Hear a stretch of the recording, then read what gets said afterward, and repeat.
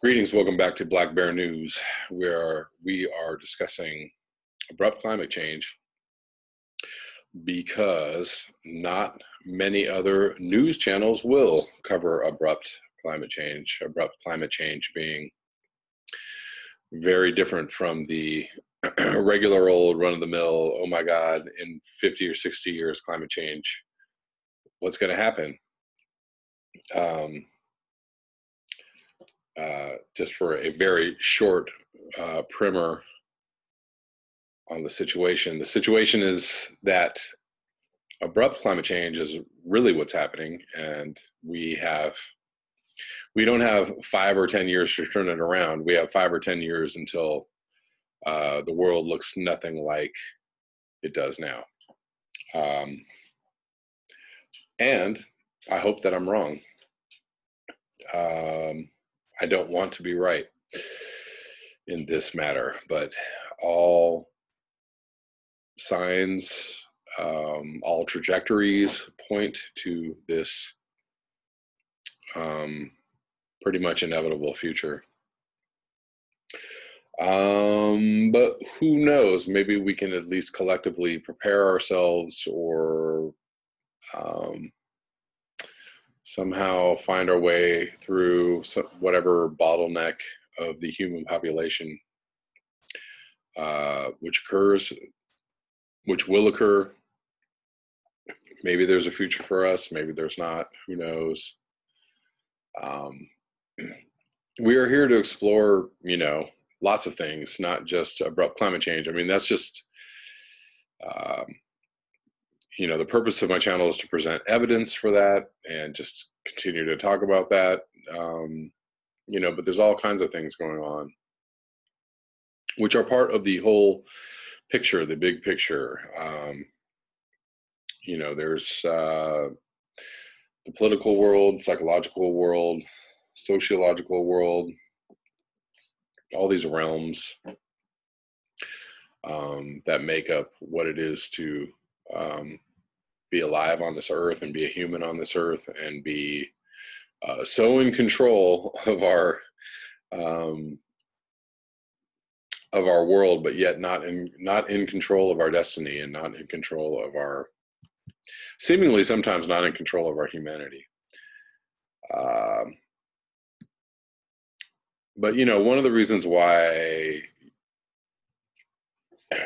a lot of people don't cover this or talk about this is because, one of the big reasons is because the powers that be don't want you to know the truth. They don't want you to know how bad this is. This is why conspiracy theorists are confused about climate change being a conspiracy. They don't understand that the conspiracy is that the powers that be know that it's very, very bad, and they are not letting people know.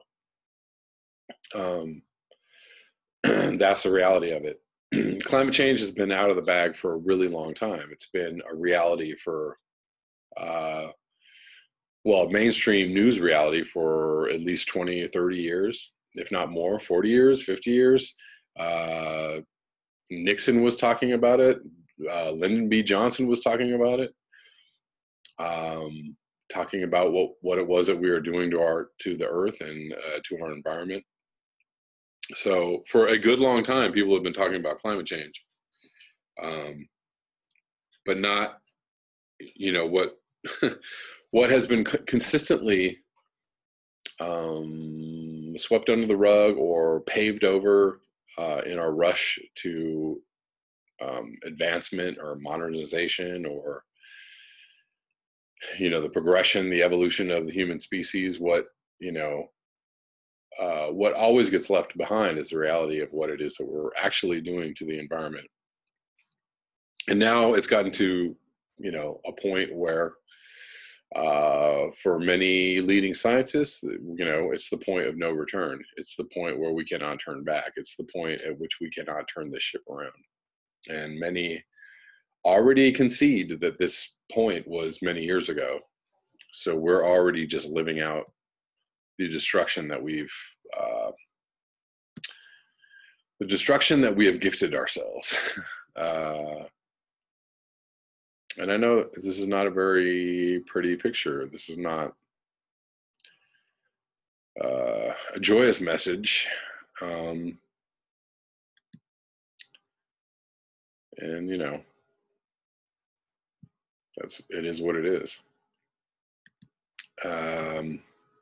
But yeah, you know, I like to cover, the reason why, you know, I like to cover other political things is because, you know, the same corporate state and the same corporate news media entities that refuse to give climate change the importance that it deserves, those same people are also doing other things to us, you know, hiding other truths from us, engaged in other nefarious activities, engaged in, you know, it's a whole, you know, this system is designed to maximize profits and influence for those that hold the levers of power. And,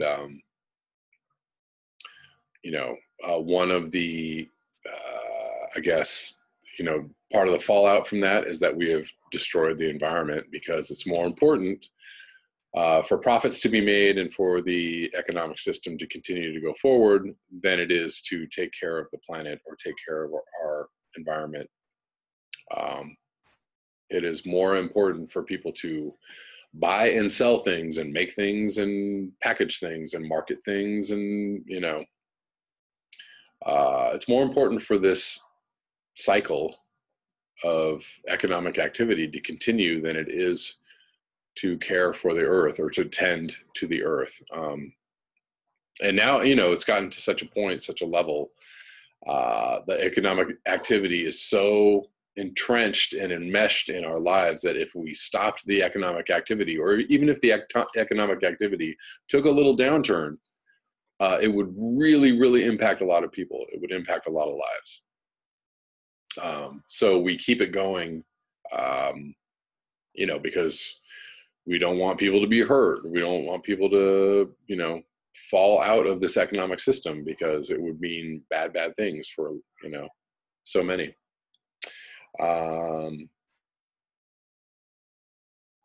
You know, so now we find ourselves in this catch-22 of having to continue to destroy the planet in order to keep everybody's lifestyle going. And it doesn't make any sense whatsoever. And again, the media doesn't want you to know this. Media doesn't want to talk about this. The media must continue to sell things and make everybody happy in the name of progress and prosperity. And when many, many know that this is not going to last for long, this is called the ultimate bubble, the bubble of all bubbles, the mother of all bubbles. Moab, mother of all bubbles. When this bubble bursts, it's going to be big. And just to go through some articles, had a lot of things I wanted to kind of look at. So I don't know if I'm going to do some, you know, entire article reading right now. Just because. Oh, please don't freeze up on me now. No.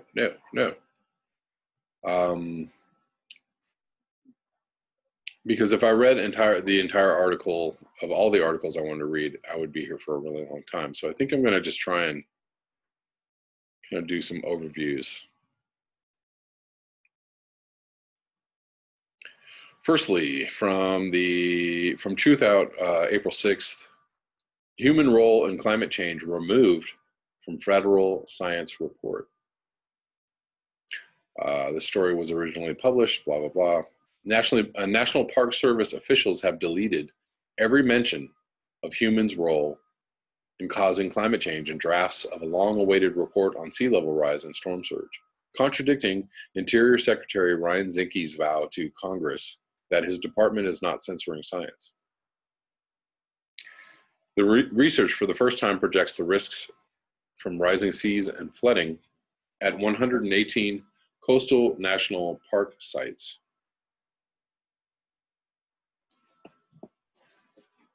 Including the National Mall, the original Jamestown settlement, and the Wright Brothers National Memorial. Originally drafted in the summer of 2016, yet still not released to the public, the National Park Service report is intended to inform officials and the public about how to protect park resources and visitors from climate change. Reveal from the Center for Investigative Reporting obtained and analyzed 18 versions of the scientific report. In changes dated February 6th, a Park Service official crossed out the word anthropogenic, the term for people's impact on nature, in 5 places. 3 references to human activities causing climate change also were removed. The 87-page report, which was written by the University of Colorado Boulder scientists, has been held up for at least 10 months, according to documents obtained by Reveal. The delay has prevented park managers from having access to the best data in situations such as reacting to hurricane forecasts, safeguarding artifacts from floodwaters, or deciding where to locate new buildings. The omissions reflect a broader crackdown on climate science at federal agencies, including removal of references to human impacts. Since President Donald Trump took office, Trump previously called climate change a Chinese hoax, took steps to withdraw from an international agreement to cut greenhouse gases, and moved toward reversing President Barack Obama's policies to regulate power plant emissions.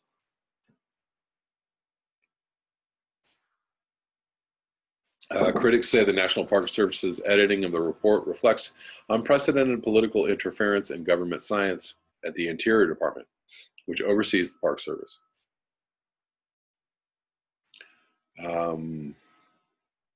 Several scientists said the editing appears to violate a National Park Service policy designed to protect science from political influence. So here we have, again, a very blatant case of having to suppress the information of climate change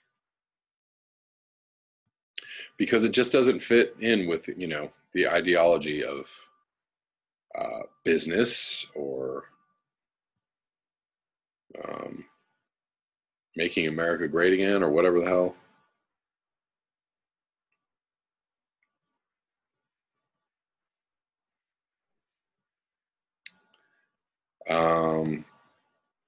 Anyways, I'm not going to read any more of that. I'll link this below. You guys get the idea. And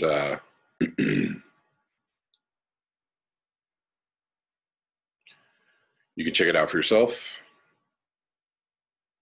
So as you know, so we've been in the Midwest, and the East Coast has been in the grip of some cold weather, some very late season cold weather. Again, strange weather happenings. This, you know, just sounds like weird weather, but the problem is that, you know, the jet stream is out of whack. The jet stream is out of whack because of climate change. The Arctic is too warm, has been too warm. So we're experiencing, you know, the East Coast has gotten a bunch of, you know, storms. We're getting weather whiplash, which is, you know, periods of too warm weather in the winter and then too cold weather. And this does bad things for plants and animals. Just briefly go over this. Record cold is possible this weekend all the way from Montana to Wisconsin and as far south as Oklahoma, with temperatures more typical of late January than early April. This is from April 7th. T.S. Eliot wrote, "April is the coolest month," and that's certainly proving true for winter-weary folks across the northern U.S. as more waves of bitter cold and heavy snow are in the forecast over the next several days. Meanwhile, an atmospheric river, aka the Pineapple Express, will pay a visit to the West Coast this weekend, bringing threat of heavy rain, flooding, and potentially record warm temperatures. Record cold is possible this weekend all the way from Montana to Wisconsin and as far south as Oklahoma, with temperatures more typical of late January than early April. Weather Channel meteorologist Michael Palmer called it a ridiculous late season Arctic outbreak, warning that a hard freeze is possible all the way to the deep south. This can't be good for crops, right? If anybody has crops in the ground, this is very, very, very bad for trees that are already blooming, and some are in some places. This is just confusing and not going to be good. The National Weather Service, this is also a very slow moving weather system, because this has been going on for days, right? This isn't just a couple days of really cold weather. This has been going on for like a week and continuing. Below zero wind chills will add to the weather misery. While unpleasant for humans, the intense cold is risky for baby animals. In Montana, the Weather Service issued a cold advisory for newborn livestock that are less than 24 hours old, because these animals are least able to regulate their body temperature and therefore most susceptible to cold. Snow will also continue to make unwelcome appearances. A 2-day snowstorm will wreak travel havoc in at least 20 states from Montana to Massachusetts on Friday and Saturday. On Saturday, a swath of heavy snow is likely to spread from the mountains of West Virginia, western Maryland, and northwestern Virginia to the upper mid-Atlantic coast and southern New England, AccuWeather said. If an inch of snow falls in Washington, D.C. on Saturday, that would be the biggest April snowfall there in almost 100 years. Airline delays, flight cancellations related to de-icing operations, and poor visibility are likely at the major hubs from Cincinnati to Pittsburgh to Washington, D.C., Philadelphia, New York City, Boston. Meanwhile, Pineapple Express heads for California. The West will endure weather misery of a different kind, heavy rain that could lead to floods in portions of Northern California. Flooding is a concern from Friday through Sunday, the Weather Service warned. In areas burned by recent wildfires, mudslides and debris flows will be a concern. There is an upside to the rain. Despite the threat for flash flooding and mudslides, this rain will help to further fill area reservoirs prior to the dry season this summer. Temperatures will also be rather mild, with some record warm nights possible. It's actually quite warm tonight. Yeah, so what's been happening here a lot is that, you know, we're actually getting some rain and some cold weather in Southern California here and there, but it's just, you know, as soon as the clouds go away or part for a moment, it gets hot, like real fast, like super fast. It gets to like 80 degrees in a second, right? You know, it'll be like 60, whatever, high 60s, something like that. And then clouds part, boom, it's like straight up. So it's very bizarre here, because on any given day, it's incredibly warm, but, you know, for the most part, it kind of feels like winter or spring or something. I don't know.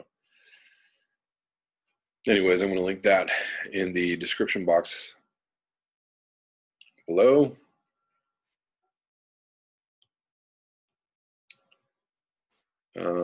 This is from Nature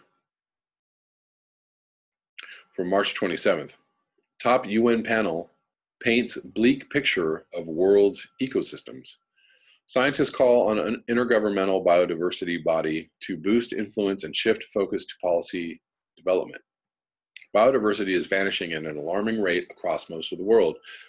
Find the most comprehensive assessments of global ecosystem health to be done in decades. The 5 reports published in the past week are the culmination of 3 years' work by the Intergovernmental Science Policy Platform on Biodiversity and Ecosystem Services. I feel like I read this, or I'm reading another summary of the same article. The assessments examined biodiversity loss in Africa, the Americas, Europe, Central Asia, and Asia Pacific region. We are losing species 1,000 times faster than the natural rate of extinction. We will see mass extinctions that undermine human well-being, says Robert Watson, chairman of the IPBES, headquartered in Bonn, Germany. Yeah, I feel like I've read a couple of articles that are kind of saying the same thing. But they all say the same thing over and over again. We're in bad times.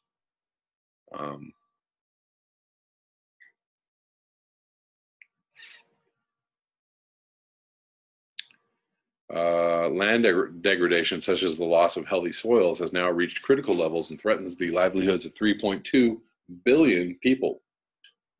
According to one IPBES assessment, ecosystem destruction will limit the products and services, such as food and medicines, that people can draw from the environment in the future.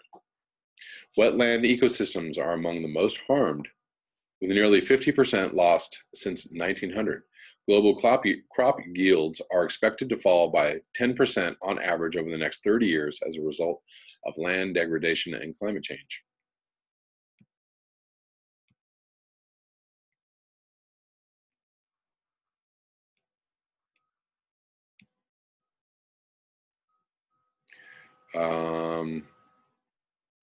Okay, I'm going to link this below. I don't know what else I can, I mean, it's saying a lot of the same stuff. All the same stuff with all the wrong headlines. So I'm going to go, so weird animal happenings. This is from Standard Media. Is that right? I don't know what country this is from. Kenya? Mystery as 150 cows dropped dead in Nyakach. Joshua Otieno, farmer in Nyakach, Kisumu County, watched in disbelief as his cows collapsed and died one after the other. By midday yesterday, more than 150 cows, including some that belonged to his neighbors in Rangul village, lay dead under unknown circumstances. An entire village is now counting losses and coming to terms with the biggest catastrophe in the area in recent times.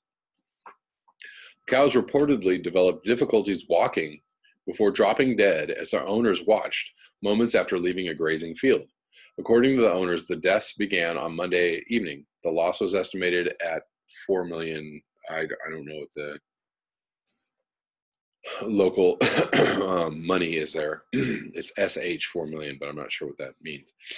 By the time of going to press, at least 36 homes had been affected, with more than 75 animals reported dead in Asawo location and 70 others in the neighboring Rangul location. Mr. Otieno said he lost 14 of his 24 cows. The cause of death remained unknown, although there were unconfirmed reports that the cows could have fed on grass from a farm that had been sprayed with a chemical. We are shocked. We have used the same grazing field since the time immemorial and have never witnessed such an incident, said Otieno.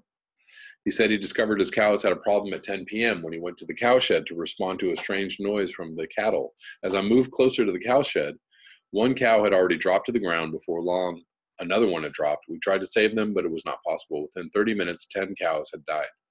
The dying and dead animals had white foam oozing from their mouth and a watery substance from the anus. At least 50 meters away, Samson Odiambo watched 19 of his 36 cows die. Mr. Odiambo's ordeal was the same as Otieno's, and also began slightly after 10 p.m. When he sought help from his neighbors, he found some of them facing the same problem. All right, mysterious cow deaths. And now we have zombie raccoons. From the Washington Post, he thought something was wrong with the raccoon. Then it stood on its hind legs. Robert Coggeshall was playing with his beagles outside his Youngstown, Ohio house around noon Friday when he saw the raccoon. The 72-year-old pushed his dogs inside as the raccoon fearlessly made its way right up to the glass door, and for a few moments the animals sat face to face, fascinated with one another. Coggeshall thought something was wrong with the raccoon since it was out in broad daylight. What came next confirmed that.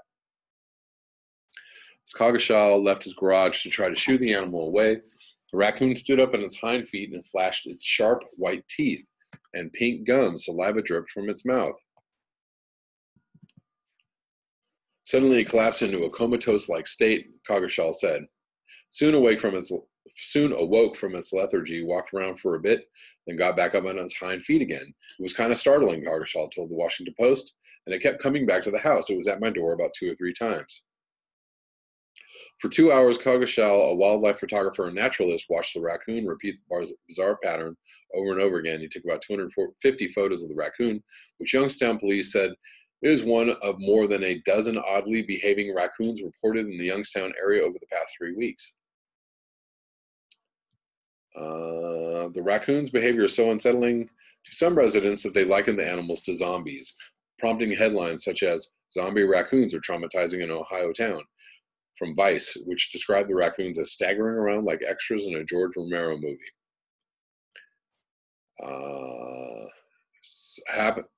The Ohio Department of Natural Resources said the raccoons are likely infected with a disease called distemper. According to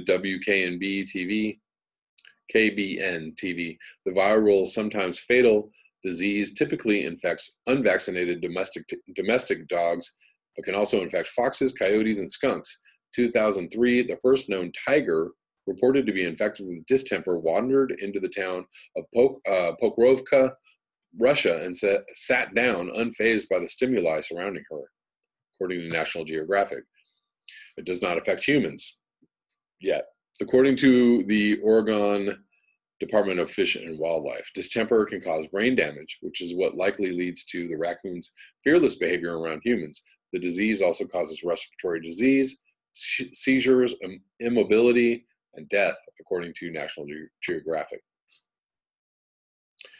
Among raccoons, an outbreak of the disease is most likely to occur in large concentrated populations, can run in cycles of 5 to 7 years.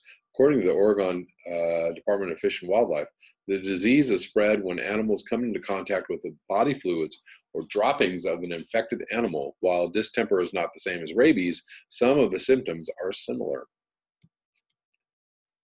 Okay. I'm going to link this below.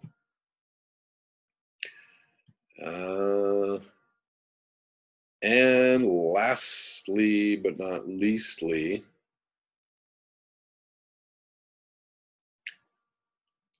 not trying to read the same article twice. Sandbox news.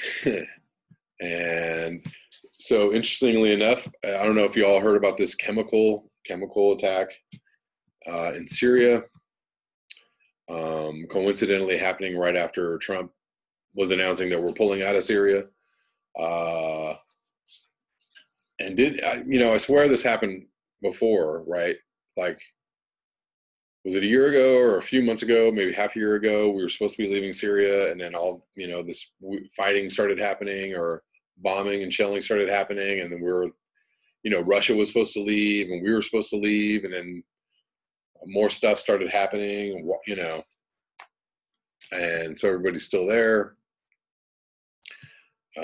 Nobody can leave yet because there's a humanitarian crisis. So this article is from Sputnik. Cue the chemical weapon stunt in Syria.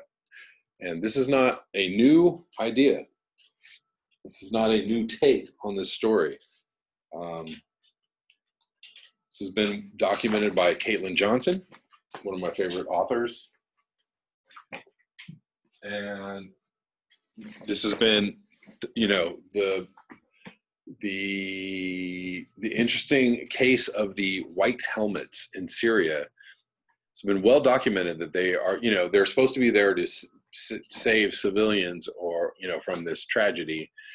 And what has been uncovered is that they're actually staging attacks to make it look like stuff is happening. Anyways, this is from Finian Cunningham, April 8th. Cue the chemical weapon stunt in Syria. This week's alleged chemical weapon attack on civilians in Syria has all the hallmarks of a false flag propaganda stunt. Only people who have had their critical senses numbed by saturated Western media distortion could possibly believe otherwise. 3 hallmarks are: The typically unverified claims and videos showing children being hosed down, which are attributed to the discredited media outlet, the so-called White Helmets. This group is embedded with terrorist organizations like the Nusra Front and Jaish al-Islam, among others, but is eulogized in Western media as a respectable source. Anything that the White Helmets claim should be taken with extreme caution, if not contempt.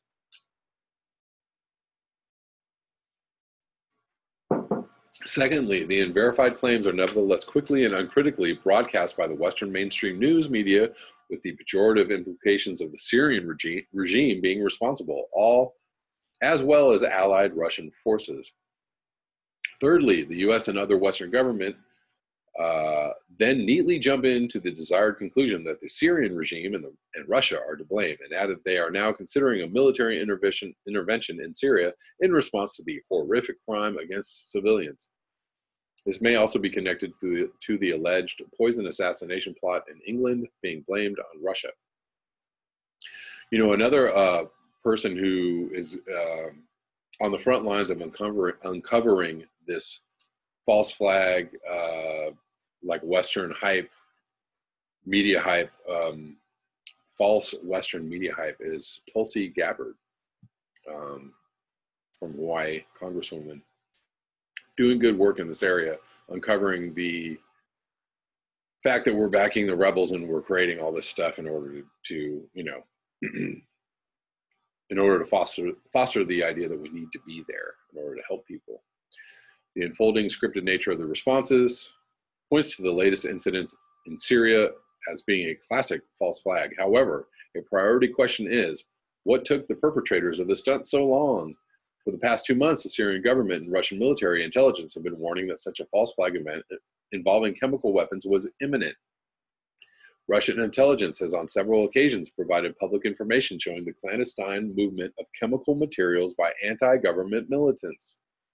This was while the Syrian army launched its offensive in February to retake the last remaining major stronghold for the insurgents in the eastern Ghouta suburb near the capital, Damascus.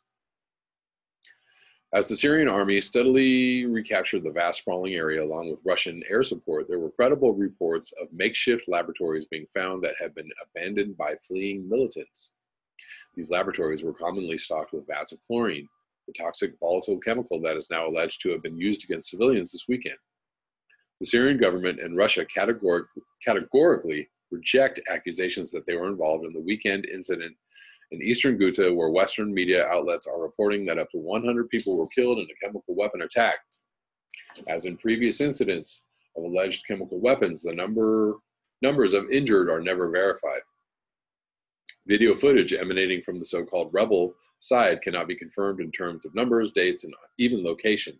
This was the case in the infamous incident back in August 2013 in eastern Ghouta, as well as the equally suspicious alleged sarin attack in Khan Sheikhoun in Idlib province on April 4th, 2017. UN studies claiming past Syrian government responsibility have been undertaken remotely and rely heavily on testimonies from rebels, quote unquote. Attempts by Russia and Syria to send on-the-ground independent inspection teams have always been blocked by the US, Britain, and France at the UN Security Council. I wonder why.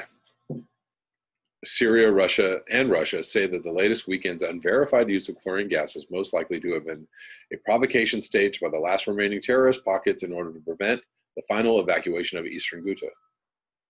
After nearly 2 months, the Syrian armed forces and Russian allies have routed militants from the suburb, which the militants had held siege under a reign of terror for the past 6 years. Civilians liberated from the terror siege have told horror stories of living as captives under the tyranny of self-styled jihadists and their cult-like barbarism. Civilians were kept in cages on streets, used as human shields. Young girls were snatched from their families and raped. Medicines and food were hoarded and used for extortion. These are very armed groups from Western media. These are very armed groups whom Western media lionize as rebels.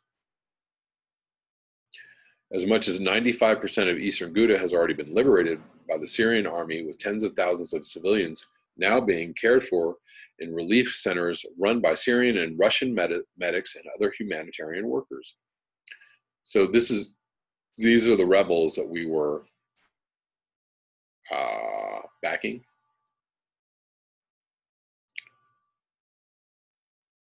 That kept this town in a terroristic siege. The claim that Syrian and Russian forces would now use chemical weapons to defeat the dregs of these insurgents is simply preposterous. In any case, the Syrian government has repeatedly stated that it has never used chemical munitions, with its arsenal having been destroyed under a UN-brokered agreement back in 2014. No, the latest incident in eastern Ghouta is so obviously a false flag event, it has means and motive written all over it. Apart from the hasty condemnation of the Syrian government and Russia over the incident, the U.S. has also said it is considering a response.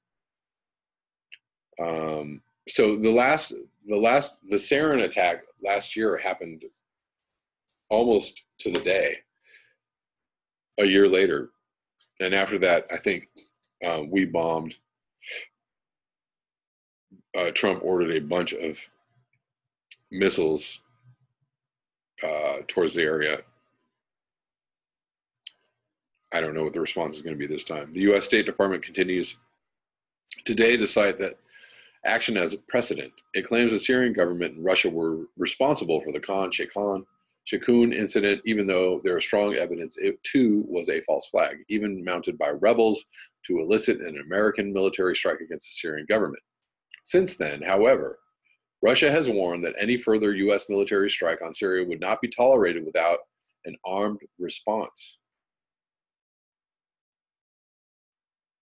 The timing of the latest provocation with chemicals is curious. Of course, the U.S., Britain, and France have all said at various recent times that they would take military action again against Syria if evidence emerged of chemical weapons being used. The NATO powers would seem to have their pretext now following this weekend event.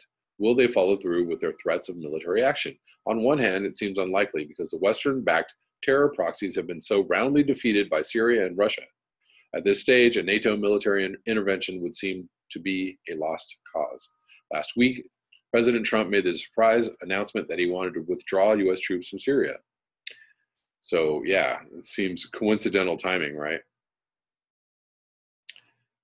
And what can be seen as an indication that the White House knows that the regime change game is up. So, was this weekend's staged atrocity in eastern Ghouta a last-bid attempt by American warmongers, the CIA, and Pentagon to force the president's hand to finally escalate the war in Syria? A last-ditch throw of the dice by the war gamblers while they feel Russia is on the back foot over the Skripal poison stunt in England. We'll see, but the false flag trick has been tried so many times in Syria by NATO military intelligence and the proxies on the ground. There now seems to be a deep wariness and weariness among the Western public that would make any direct military intervention in Syria by the U.S. and its European allies politically unviable. Whoever is cueing these false flags seem to have lost the knack for effective timing. And kudos to this reporter, writer. Kudos to the people uncovering this. Kudos to the people. Actually, I think Tulsi Gabbard retweeted this. That's where I got this article. Kudos to the people speaking up about this and hopefully doing more uncovering of these false flag incidents in Syria. I mean, this has got to stop. And hopefully Trump does not take the bait. Hopefully he just, maybe people can yell about this loud enough for him to be like, no, we're still pulling out. We need to get out of there. And I hope that happens. That's all I have for you tonight. Thank you so much for your eyes, your ears, and your conscience. I always appreciate your very thoughtful comments and your thoughtful interactions.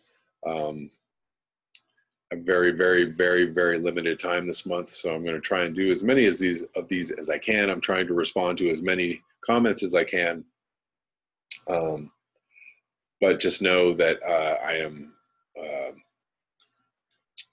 under a lot of time pressures right now. If you would like to donate to this channel, you can do so at the links below. Until next time, peace. you.